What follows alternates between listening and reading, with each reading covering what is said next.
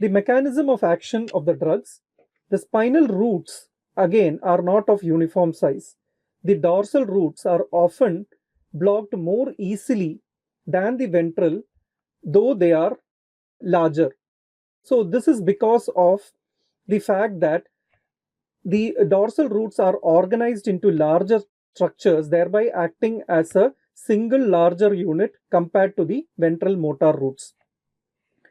So the CSF volume, 80% of the variability in the peak block, the height and regression is due to the CSF volume.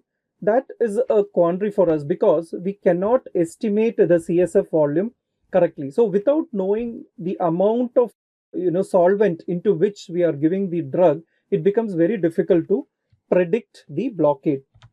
So what are the target sites for the drugs which are injected inside? One is, of course, the spinal cord itself, the superficial and the deeper portions. Especially for drugs which are fat soluble, they can cross inside the spinal cord and act on the white matter as well.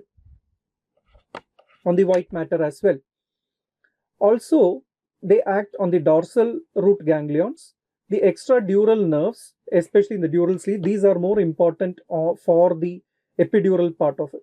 So the speed of blockade depends upon the size of the nerve, the surface area, and the degree of myelination.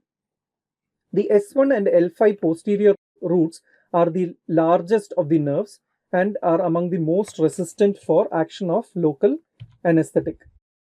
So if we see, the most sensitive are the preganglionic fibers, that is the B fibers, which are minimally myelinated.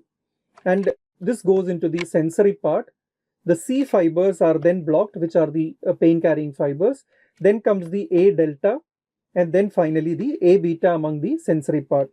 This then leads to a larger nerve, which is the A alpha, which is the motor nerve. The regression follows the reverse order. There can be a differential sensory blockade depending upon the concentration of the drug. When we say differential sensory blockade, it means that it can probably act only on the sympathetic part and not on the others, or it can act on the sympathetic and the sensory without acting on the motor. So these are ones which we use for post-operative analgesia and for labor analgesia. So where does the drug diffuse? So the diffusion can happen through the pia mater very minimally and penetrates through the Virchow and Robin space to reach the deeper dorsal root ganglion for its action. Very minimal absorption takes place in the blood vessels and very minimal goes into the epidural space. As we saw, the arachnoid is pretty resistant to the drug diffusion. The drug penetration and uptake depends upon the mass of the drug, the CSF drug concentration. The higher the concentration, the more likely to be diffused, and also depends upon the contact surface area, the lipid content as we saw earlier, the local tissue vascular supply, and also the nerve root size. The concentration of the local anesthetic is highest at the site of injection. So this we can imagine again having a concentrated sugar syrup into a juice. So if you see, if we inject it in the middle of a bottle, it is more likely to be concentrated at the site of injection and then tends to come down because it is heavier than the water or the juice and tries to settle down into the bottom part of it.